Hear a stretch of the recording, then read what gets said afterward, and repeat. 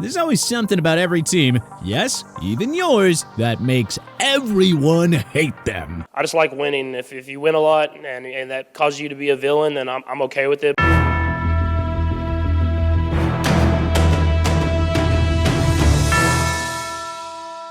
NFL teams are the center of their fans' universes. So today, we take a look around the league and call out the real reason that everyone hates your favorite NFL team. Arizona Cardinals, general incompetence. Sometimes it isn't anything particularly malicious that makes folks hate a team. In the case of the Arizona Cardinals, it's just the complete frustration that is set in and watching them operate. Whether it was the Josh Rosen debacle or the ridiculous back and forth with Kyler Murray over studying the playbook and playing video games, the Cardinals always seem to find new and exciting ways to make a mess of their organization. Atlanta Falcons wasting star players. While you might think it was the Falcons' infamous Super Bowl 51 collapse where they blew a 28-3 lead against the Patriots that has drawn the ire of opposing fans, that's just more mockery than real hatred. You see, beyond the Falcons being a meme of a franchise, they've learned to madden and enrage fans around the league with their seemingly endless desire to just let superstar talent waste away in terrible offensive schemes that don't match their skill set.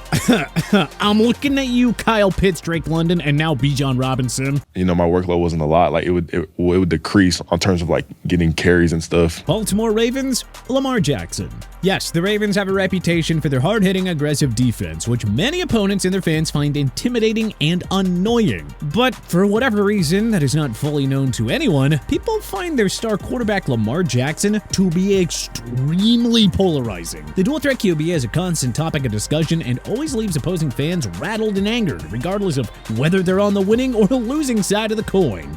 Buffalo Bills, overrated by the media. Despite being a beloved underdog for so many years, the Buffalo Bills have since found themselves on a different side of the narrative. They are constantly put onto primetime games and put among the league's top teams in media discussions, but they never end up delivering, which really frustrates other fans, particularly around the AFC. Carolina Panthers, David Tepper. Okay, as entertaining as it is to watch him flounder about in the early years of his team's ownership, David Tepper is just about as hateable as it gets. A $300,000 fine for David Tepper when he was spotted on this video spilling his drink on a Jacksonville Jaguars fan. So while his misfortune, most of which is self-inflicted, definitely draws a chuckle from fans around the league, he also makes the Panthers extremely easy to just root against. Chicago Bears, watching the quarterback carousel on prime time. Though they think they finally solved it with Caleb Williams, the reality is that it's been an eternity since the Bears had a legitimate franchise quarterback. Ever since Jay Cutler, who, hey, let's face it, was fringe as far as franchise QBs go, it has been an endless rotation of mediocre signal callers. Cincinnati Bengals, cheap ownership. There is nothing worse than dealing with a stingy person, and it gets even worse when that stingy person also happens to have billions of dollars that for whatever reason he doesn't want to really invest into the NFL franchise that he is lucky enough to own. Just ask TJ Houshmandzadeh, who explained on The Herd that the Bengals didn't have water or Gatorade when you broke into the league. What did they have? I don't even remember. We didn't have bottled water or Gatorade, and it was crazy because when we first got it, guys would be taking backpacks full of Gatorade home. If you're not giving players water and Gatorade, what were they giving you? Tea? Well, I mean, I'm hot. It's 80 out. No, you could get water. You would just go to the fountain.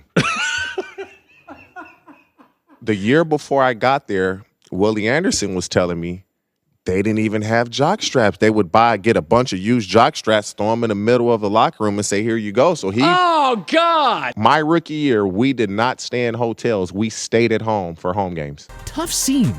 Cleveland Browns, the Deshaun Watson signing.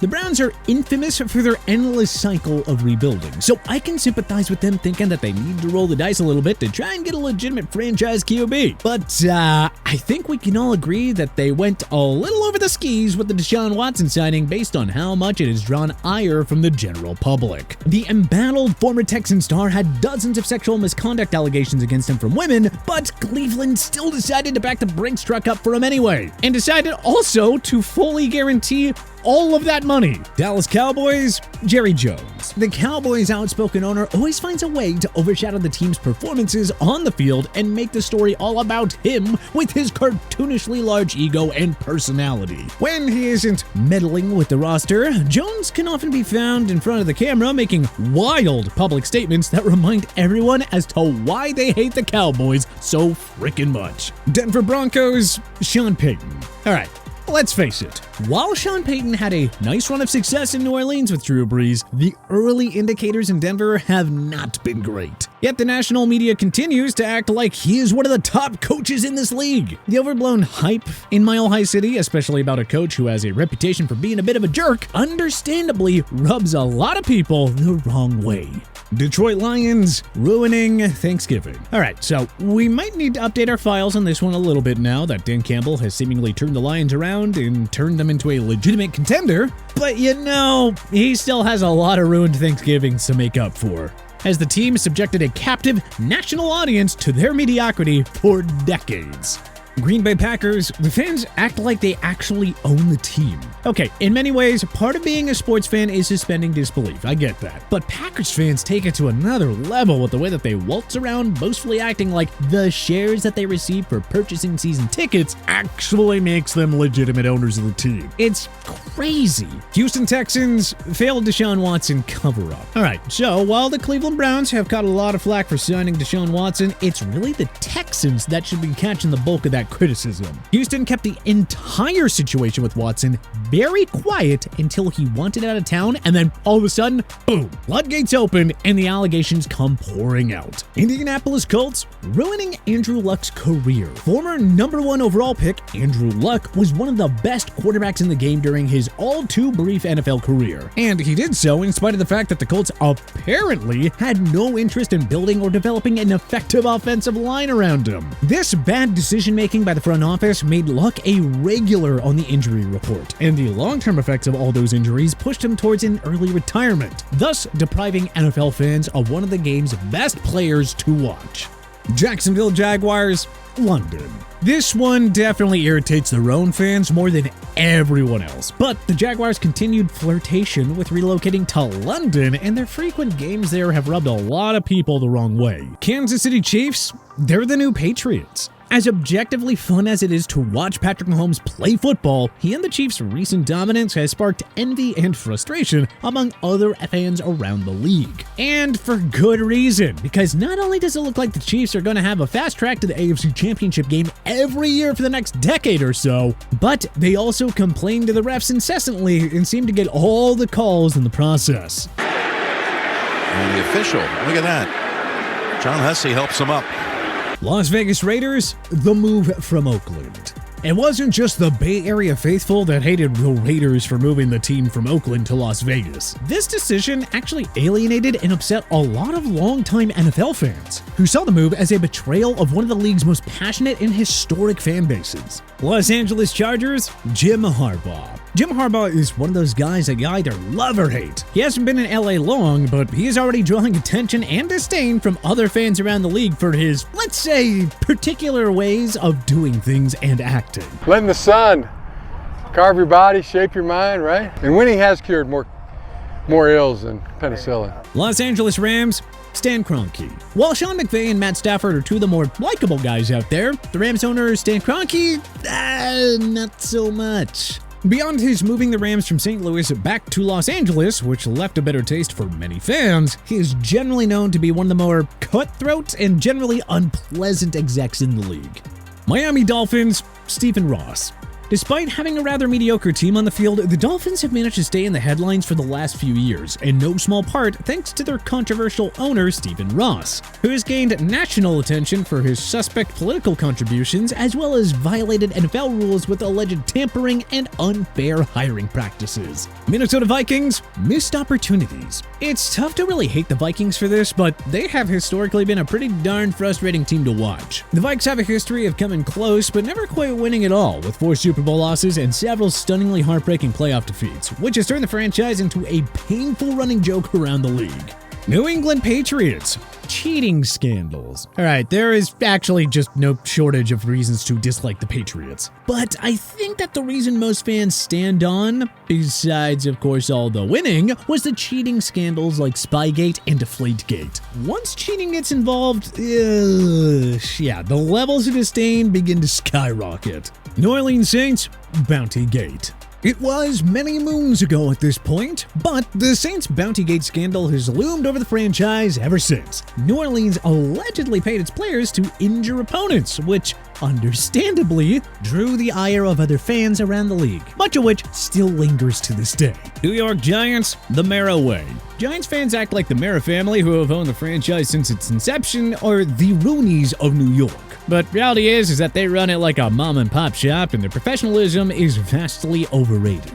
New York Jets, Aaron Rodgers. The Jets, much to their own detriment, are one of those teams that always seems to remain in the news cycle regardless of how good they are actually playing on the field. And part of that equation is Aaron Rodgers, the Jets star quarterback. The man evokes serious emotion from fans across the league with his scalding hot takes on sports, politics, and medicine that makes it even easier to hate the Jets.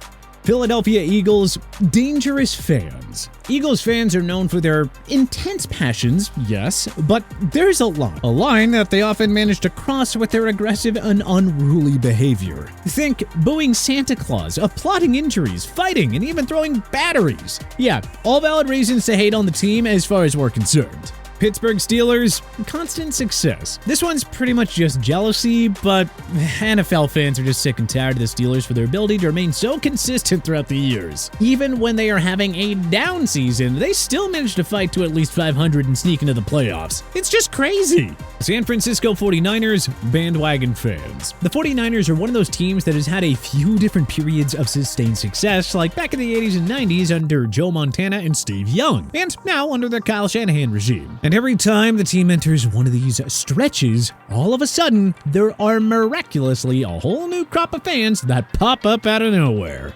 Seattle Seahawks, the 12th man. The Seahawks fan base, known as the 12th man, prides itself on being loud and disruptive. And hey, credit to them, they are. And this does create a giant home field advantage. But the fans as a collective had a borderline pathological need to toot their own horns about what great fans they really are. So hey, give it a rest, Seattle. We get it. You make a lot of noise.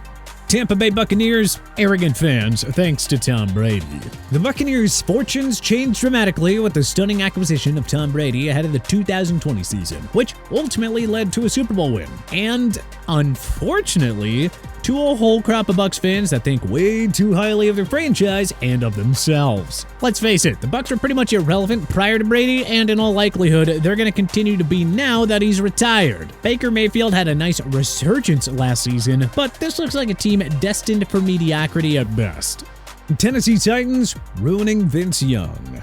This one may come as a surprise to some of our younger fans that never got a chance to see Vince Young play in college or during his Rookie of the Year first season in the NFL, but there was a time when he was one of the most electrifying quarterbacks in the entire game. Unfortunately, he just had to land with the Tennessee Titans. And the execs that brought him into the fold stood idly by while Jeff Fisher tanked his career, depriving NFL fans of an extremely entertaining player to watch. Such a shame.